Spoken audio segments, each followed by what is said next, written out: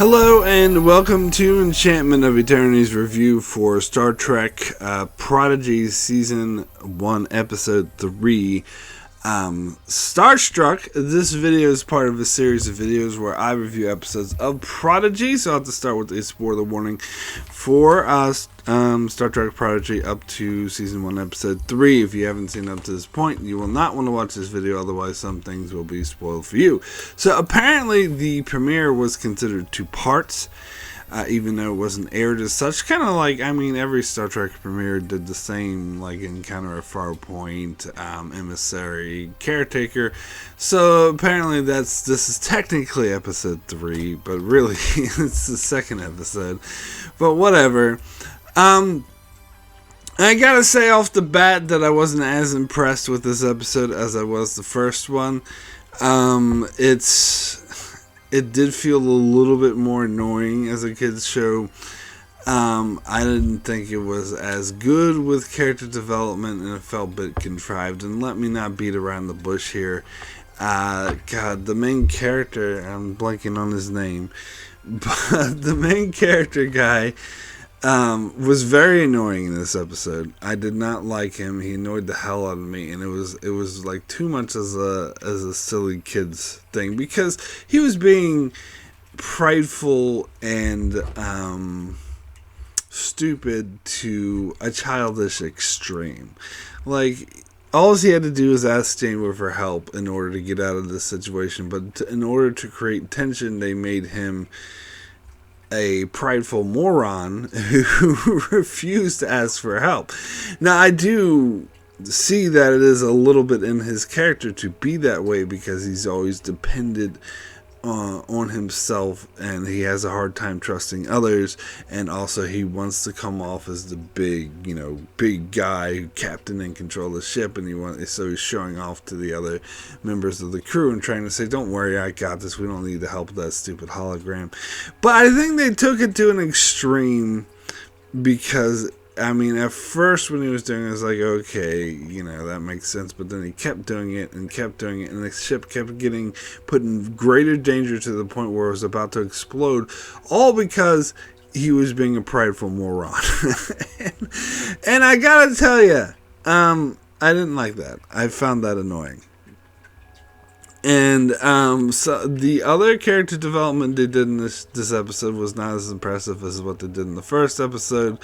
I found, again, the character of Gwen, I do remember her name now.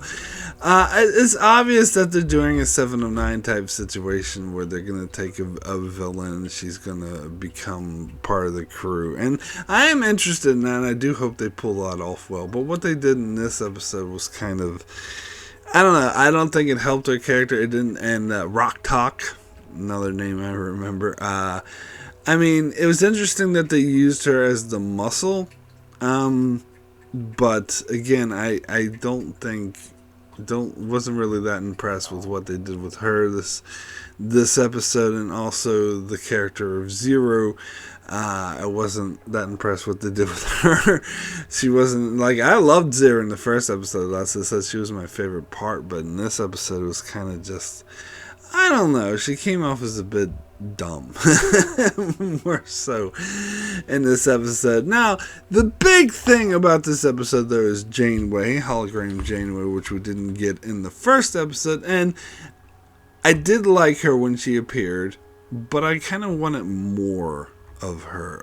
And I feel like, I didn't like the fact that the main character dude kept pushing her away and wouldn't take her help, so we didn't get as much as her as we should have.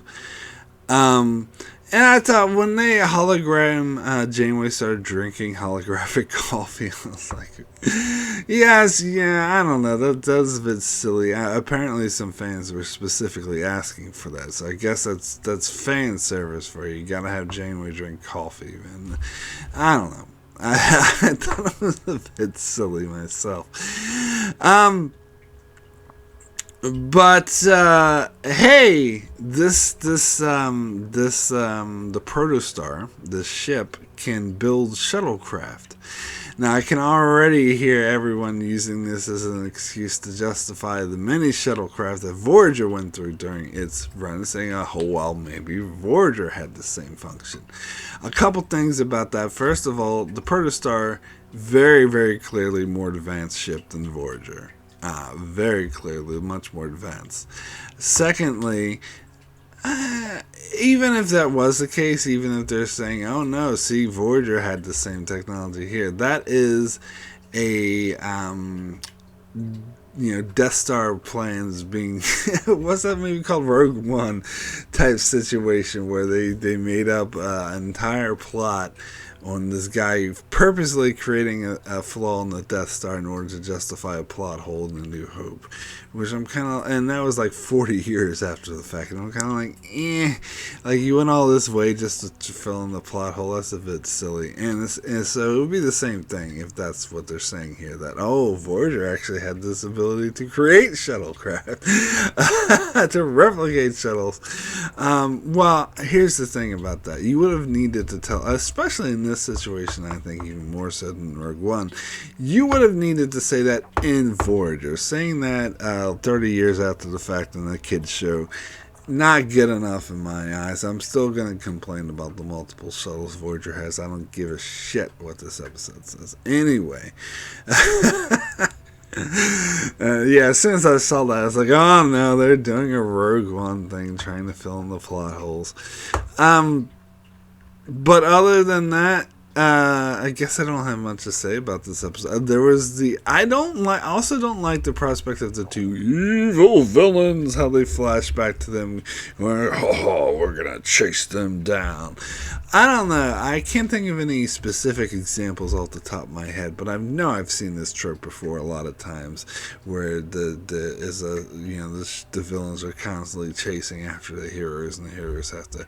I'm not thinking Battlestar Galactica. I'm thinking more kids show situations where it's more cheesy, like this, where they're just the heroes are constantly being hunted after or sought after by the two bad guys. So every once in a while you flash back to the bad guys, but they're never really in the same place at the same time. Or maybe once or twice they catch up to them, but of course they don't catch them because then the show would end.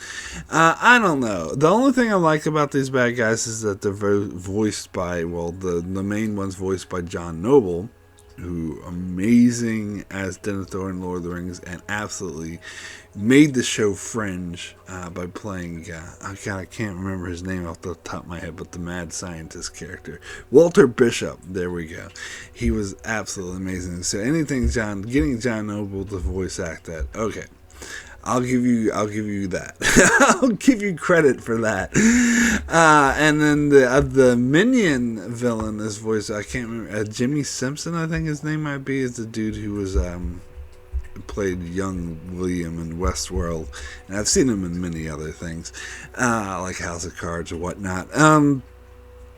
So he's a good actor too. So okay, you got good actors to play these, to voice these villains, but they're still kind of bland, ordinary villains. And I was watching some behind the scenes stuff with the show creators, and they said, because apparently they're like what I would call like sort of entry level Star Trek fans, or sort of moderate Star Trek fans, where they're not like, which is nothing wrong with. I'm not gatekeeping or anything like that. I'm perfectly fine with, people who may not be the biggest Star Trek fans ever, like making Star Trek shows. It's fine by me. I was going to use Brendan Braga as an example, but he was actually a terrible showrunner, so maybe a bad example. But I'm sure there's other examples out there of really good writers in Star Trek who didn't really know much about Star Trek when they first came aboard. That's not my issue, but here's the thing. In the interview that they gave, they said that, they don't want to know that much about Star Trek, but they knew mostly Wrath of Khan, which was my entry level in Star Trek too. But here's the thing, they're like, Khan, they always had great villains, so we want to have a great villain. Now here's the problem with that, and here's something they might not be aware of if they're not as familiar with Star Trek, is that especially the movies, have tried to replicate Khan over and over and over and over and over and over and over and over and over and over and over and over and over again, and I'm fucking tired of it, and I'm sure I speak for a lot of Star Trek fans out there. So for them to do, we're inspired by Khan to have a great villain, that's a really like negative thing for me. And if they said they were inspired by Gul Dukat or Wayun, then okay, then now we're having a conversation here. But I don't need another Khan ripoff. And to be honest, he wasn't all that great to begin with. I'm sorry. But I'll wait and see. But yeah, just even forgetting about that stuff, I just don't like the concept of it, especially, and they're using this episode exactly as I would expect them to be using it, and I feel like it's going to be, every episode is going to be like that, where we, get a couple scenes of them going, let's catch them, and again, it is a kid's show, but still, it's like, none of that's going to be interesting to me. Now, as for the plot of the episode, and I guess I'll say this is kind of a positive, I guess, even though it's really a negative, is it reminded me a lot of every, like, second or third, well, technically third, but really second episode of a Star Trek series, because they all tend to be bad, which is why I say it's kind of a good thing, because I'm not saying, this episode is an indication the whole show is going to tank. I'm willing to give them this episode, and it's not that bad, by the way, but anyway, it is a mighty big drop off from the first episode, but it's still not that bad.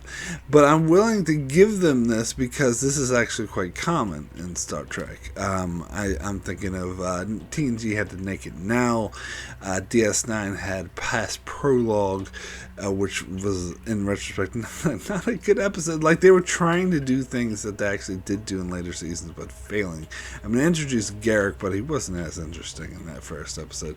But the biggest example is the Voyager second or third episode, which I'm blanking on the title of that episode, but that was a very sort of, there's this weird anomaly thingy and the ship's in danger and we have to do, and they really took the moment to try to do character building, because the anomaly BS was just, there to create the threat. And that is what this episode is. And here's the thing. The character building in almost every second episode, because it had this big, flashy 2-hour pilot, or in this case, 1 hour. But, and then they take the second episode or third episode, or however you want to call it, to try to do character building, which is fine by me, because I love character building, but they always seem to fail at it. They always seem to do, because they're not as familiar with the characters yet. And once you get into the rest of the series later on, when it hits its groove, that's when you get the really good character building.